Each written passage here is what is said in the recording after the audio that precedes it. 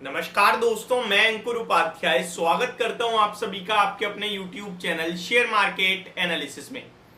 दोस्तों, बाजार में आज आपने फ्रेश लाइफ हाई लगते हुए देखा है और तेजी तो भयंकर वाली थी। आज निफ्टी 200 पॉइंट से ज्यादा का उछाल, बैंक निफ्टी में 400 पॉइंट से ज्यादा का उछाल और सेंसेक्स में 700 पॉइंट से ज्यादा का उछाल। और ये सब मुमकिन हुआ है तो केवल और केवल आईटी स्टॉक्स की वजह से, आईटी सेक्टर की वजह से। अगर आप आईटी सेक्टर को देखेंगे आज, तो लीडरशिप लेते हुए दिखे हैं, पूरी मार्केट को लीड करते हुए दिखे। 2.5% इंडेक्स में तेजी थी। स्टॉक स्पेसिफिक भी काफी शानदार एक्शन था आईटी स्टॉक्स की बात करें पर्टिकुलरली तो। वहीं ब्रॉडर मार्केट देखोगे तो आज भी ऐसा कुछ नहीं था कि लोगों की पोर्टफोलियो में ज्यादा हरियाली हो या सबकी में हरियाली हो। बहुत लोग ऐसे हैं जो आज भी लाल निशान के साथ अपनी पोर्टफोलियो को बंद होते हुए देखा है। अब मैं पहले आपको आईटी स्टॉक्स के बारे में बात करता हूं। टीसीएस देखा जाए, लगभग 3.25% की शानदार तेजी आपको टीसीएस के स्टॉक में देखने को मिल रही है।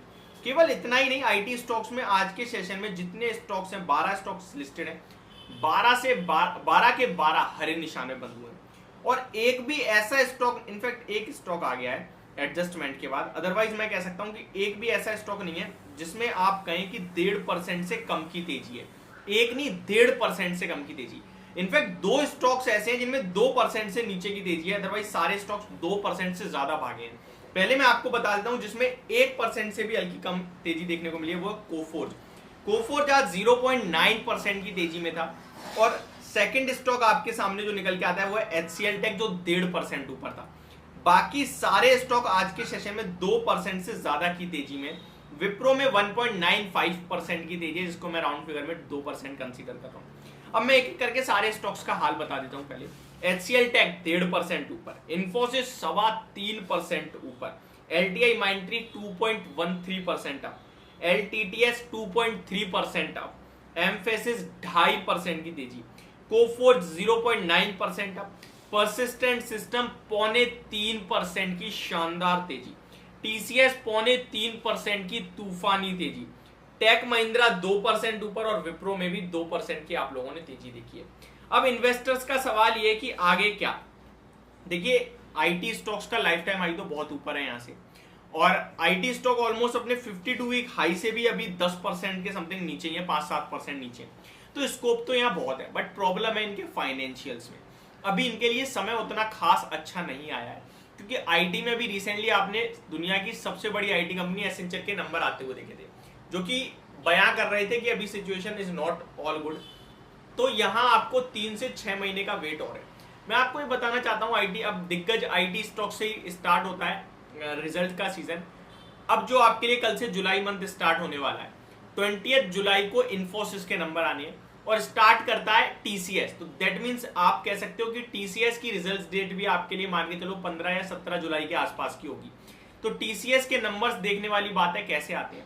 मैं आपको याद दिलाना चाहूंगा, Q4 में टीसीएस कह रहा था, उन्होंने अपना हायरिंग प्लान लॉन्च किया, यानी कि वो लोगों को हायर कर रहे हैं और आगे के लिए भी उनका जो आउटलुक था वो स्टेबल था, नॉर्मल टू स्टेबल बोल सकते हैं आप, नेगेटिव तो नहीं था। लेकिन इन्फोसिस का नेगेटिव था।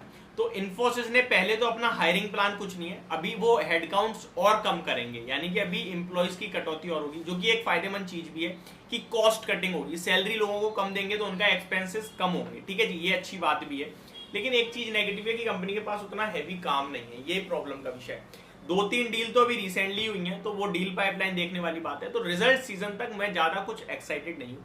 लेकिन अगर मेरे से कोई पूछे कि भाई मैं इन स्टॉक्स में 3 साल 5 साल या फिर अपनी पोर्टफोलियो बिल्ड कर रहा हूं, तो मैं आईटी स्टॉक्स को खरीदूं या नहीं खरीदूं, तो मेरा उनके लिए एक ही जवाब होगा, भाई डेफिनेटली खरीदना ही खरीदना है। इनके बिना पोर्टफोलियो अधूरी है।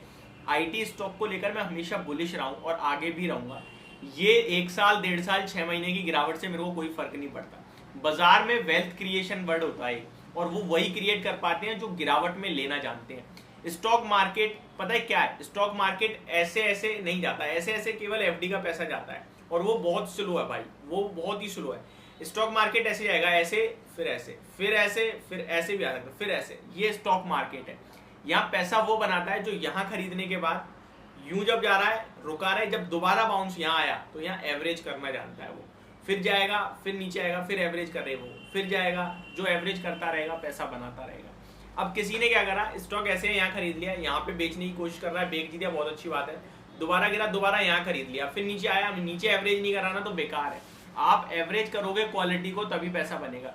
लोग करते उल्टा है, यहाँ खरीदा स्टॉक नीचे आ गया, अब एवरेज कर रहे हैं, और नीचे चला गया और एवरेज कर रहे हैं। ऐसे वाले को तो कर ही नहीं रहे, ऐसे वाले को एवरेज कर रहे हैं। तो आपको लूजर को बैकिंग अप नहीं करना, आपको एक प्रॉफिटेबल जिसका प्रॉफिट गेन कर रहा है उसको बैक करना है। यहाँ से भी अगर मेरे से कोई टॉपिक पूछे तो देखिए HCL टेक के फंडामेंटल ज्यादा इस समय बेटर है पूरे IT कंपनी में, अगर लार्ज कैप की बात करें तो, क्योंकि इनका Q3 भी पूरे IT में बढ़िया रहा, Q4 भी पूरे IT में बढ़िया रहा, और Q1 भी मुझे लगता है अच्छा ही आएगा। प्लस यहाँ डिविडेंड यील्ड भी आपको अच्छी मिलती है। लेकिन लॉन्ग टर्म पर्पज से TCS और इन्फोसिस ज्यादा बेटर है, बट शॉर्ट टर्म अगर आप देखो 3-6-1 साल के लिए तो HCL टेक आउट परफॉर्म कर रहा है पूरे IT को, ये नो डाउट आप देख सकते हैं रिटर्न्स के हिसाब से शॉर्ट टर्म में। तो ये मेरी तरफ से पूरी की पूरी IT स्टॉक्स पे वीडियो, होप आपको समझ में पसंद दोनों आई होगी। Thank you so much for watching this video, have a great day guys.